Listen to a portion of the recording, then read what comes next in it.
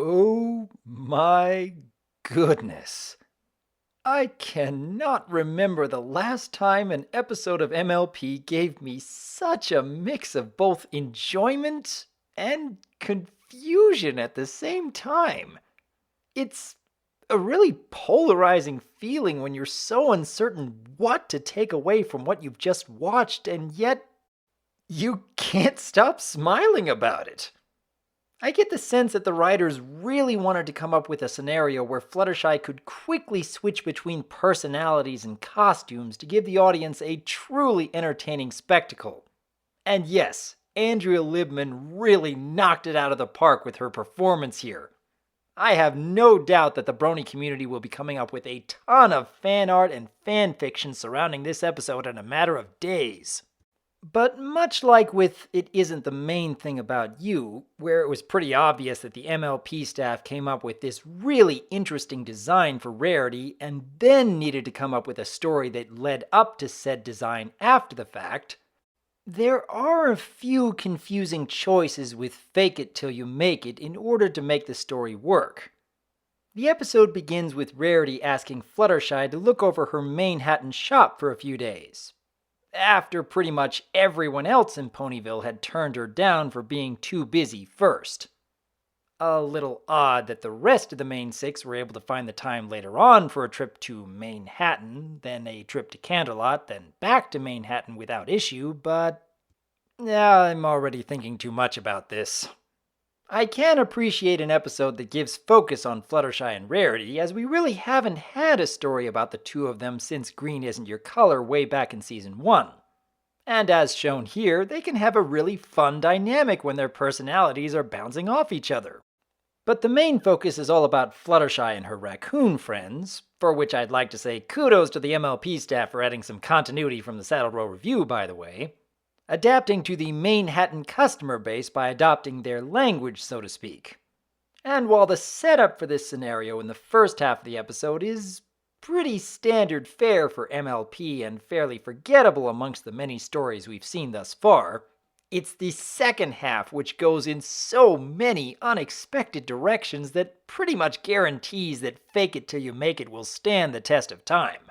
I've stated many times throughout my reviews that a completely predictable story from beginning to end tends to take away some of the enjoyment I can have for any given episode.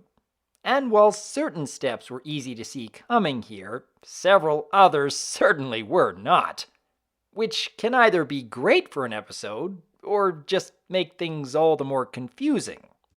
Now, this is not the first time that Fluttershy tried taking on some new personality traits, which ended up going so far as to alienate all those around her. But in this case, it was for entirely different motivations. And the transition from helping customers to flat out insulting them was so quick, it felt rather jarring. Not to mention the fact that she completely brushed aside her kindness, particularly when it comes to her animal friends, which, again, seemed to come almost out of nowhere.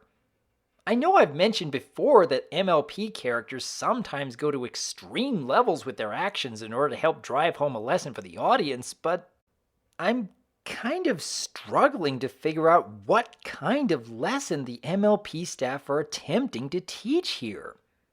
At best, I'd guess that if you're constantly changing who you are and how you act while pushing aside your own self in order to fit in with various crowds, then you risk losing out on what makes you worthwhile in the first place.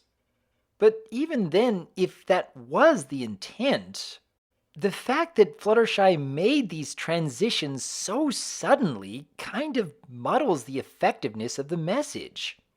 So I figured that the main six were going to sit down with Fluttershy and have the typical friendship speech we've heard dozens of times before.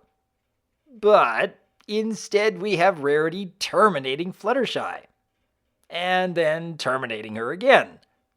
And again.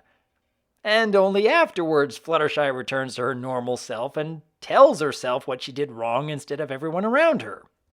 Which was totally unexpected. And actually really funny.